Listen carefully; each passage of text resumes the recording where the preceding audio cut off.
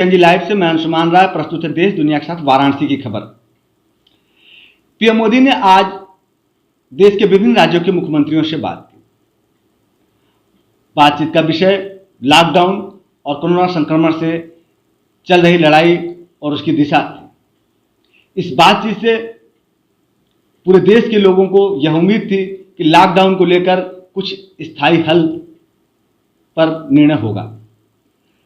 बहरहाल इस बारे में अभी कोई फैसला तो नहीं हुआ है, लेकिन आज की बातचीत से यह निष्कर्ष अवश्य निकलता हुआ दिख रहा है कि सरकार अभी लॉकडाउन को आगे जारी रख सकती है। फिलहाल लॉकडाउन से निजात की उम्मीद नहीं है। कुछ रियायतें मिल सकती हैं, खासतौर से उद्योगों को और ग्रीन जोन के जिलों को या प्रदेशों को जहां कोरोना के एक भी मरीज नहीं आए हैं या मरीज आए थे ठीक हो चुके हैं। आज की बैठक में 10 राज्यों ने सरकार से लॉकडाउन आगे बढ़ाने की डिमांड की। कुछ राज्यों ने पीपी किट और अन्य चिकित्सकीय संसाधनों की भी डिमांड की, तो कुछ ने सरकार से विशेष पैकेज की मांग की। पुडुचेरी और बिहार के मुख्यमंत्रियों ने साफ साफ सरकार से पीपी किट और चिकित्सीय उपकरणों की बात की।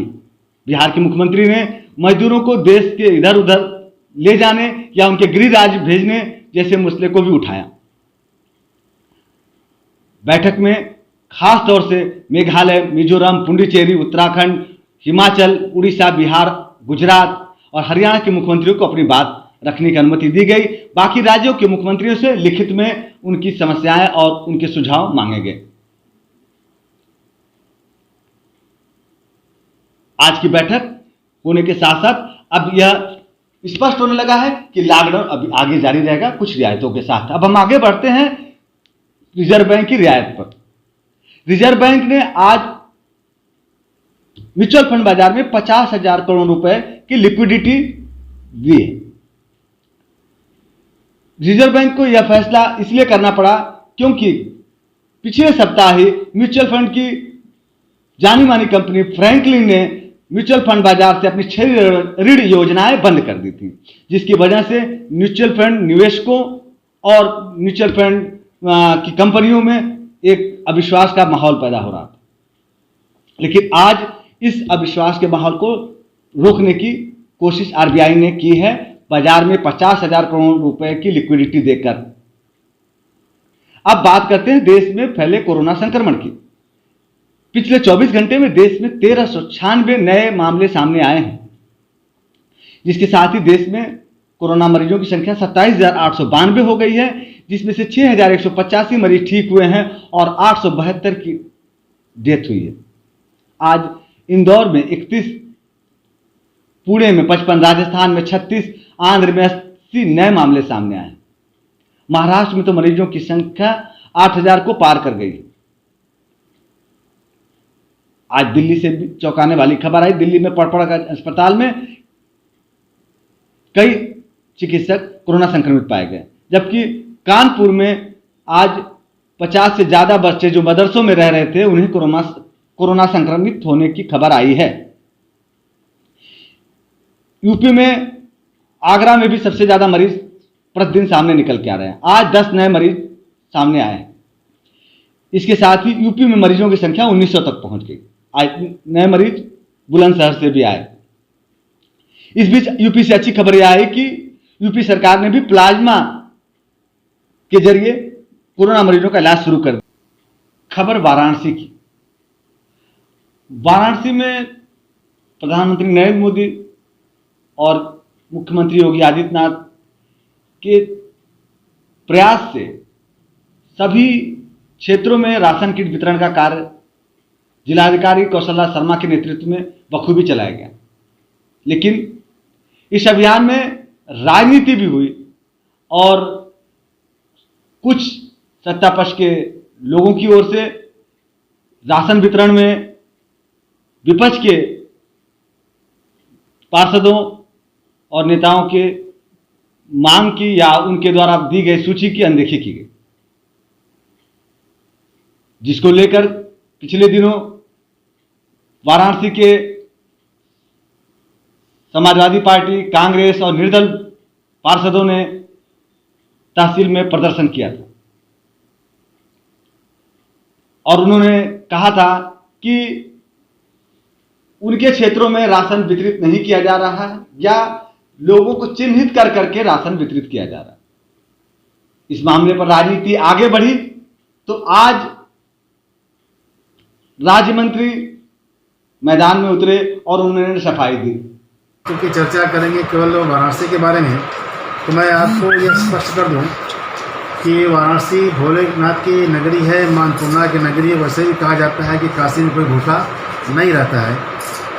सरकार ने भी उसी सिद्धांत पर कोई भूखा न रहे, सरकार ने अलग अलग योजनाओं से हर परिवार को खाद्यान्न वितरण से लेकर के चिकित्सा में सेवा कर रहे हैं। एक तरह से अगर देखा जाए आप बनारस में तो 44,000 राशन कार्ड, राशन किट और 21,000 चला गया था 1,000 रुपये वाला अमाउंट। ये मोटे मोटा खाने के पैकेट। आज हम कह सकते हैं कि बनारस में कोई भी आदमी भूखा नहीं है यहाँ पर।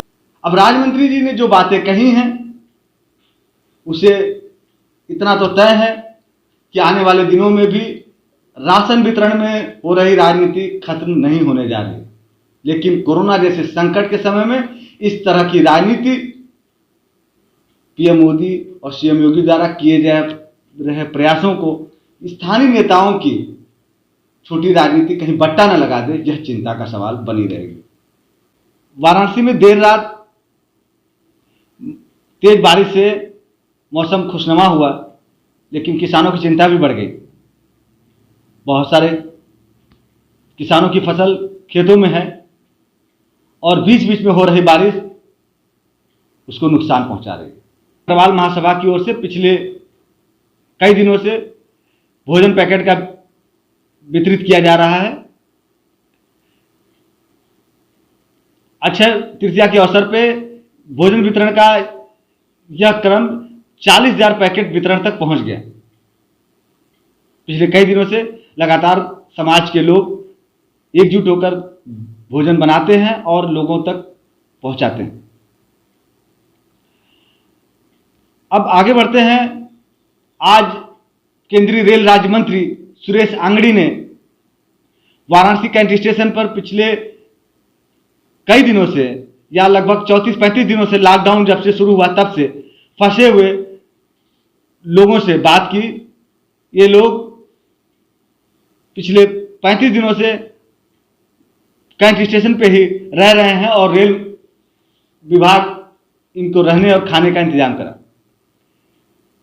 इन लोगों ने आज बातचीत के दौरान रेल राज्य मंत्री से उनके राज्यों या उनके गृह शहर पहुंचाने की अनुरोध किया, जिस पर रेल राज्य मंत्री ने भी जल्द से जल्द इसकी व्यवस्था का आश्वासन दिया।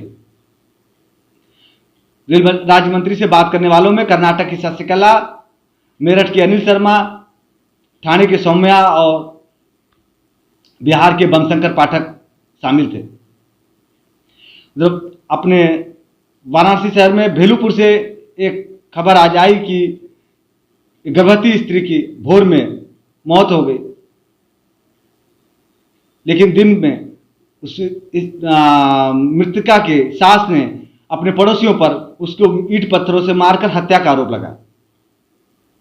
मृतका की सास का दावा है कि कल उसके घर के सदस्यों और सामने के पड़ोसियों के बीच किसी विवाद झगड़ा हो गया था, जिसमें हल्की मारपीट हुई थी। बाद में जब घर के सभी सदस्य नहीं थे और उनकी बहू नीतू घर में अकेली थी, तो उस समय पड़ोसियों ने उसके घर में आकर उसकी बहू को ईंट पत्थरों से पिटाई कर दी, जिसके चलते भोर में उसकी मौत हो गई। लॉकडाउन में सड़कों पर सन्नाटा है। दिन में लोग दिखाई नहीं देते सड़कों पर, लेकिन इस दिन के उजाले में देश और समाज की बहुत सारी ऐसी तस्वीरें बेआबरू होती हैं जिन्हें देखकर दुख होने लगता है। वाराणसी में हमारे छायाकार ने एक तस्वीर आज ही ली, जिसमें एक बच्चे ने कूड़े में से भोजन ढूंढते हुए देखा जा सकता। इस तस्वीर को लेने के दौरान मेरे छायाकार को उस बालक पर इतनी दया आई कि उसने बाद में अपने पास से पैसे खर्च कर उस बालक को खाने का सामान दिलाया।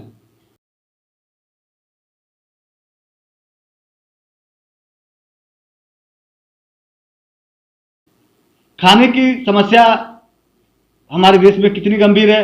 सामान्य दिनों में भी जब 40% आबादी गरीबी रेखा के नीचे रह रही है तो उसे आसानी से समझा जा सकता है। और लॉकडाउन में तो स्थिति और भी खराब हुई है। हर जगह जहां भी खाना वितरण के लिए लोग पहुंचते हैं, लंबी लंबी लाइनें लगती हैं। ऐसी एक तस्वीर आपको तेलियाबाग क्षेत्र से हम साझा करते हैं, जहां की स्थानीय चौकी इंचार्ज और आसपास के लोगों के सहयोग से रोज वितरित होने वाले खाने में सैकड़ों लोग सुबह और शाम एकत्रित होते हैं। यह तस्वीर बताती है कि किस स्थिति में हम हैं।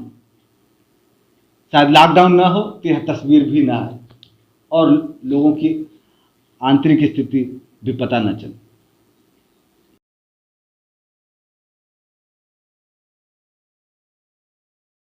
इसके साथ ही आज की देश दुनिया और वाराणसी की खबरें समाप्त होती हैं। कल हम फिर मिलेंगे कुछ नई खबरें और खबरों के विश्लेषण के साथ। सबसे सटीक और विश्वसनीय खबरें पाने के लिए सब्सक्राइब करें जनमुख NG लाइव को और लगातार अपडेट्स पाने के लिए बेल आइकन को प्रेस करना न भूलें।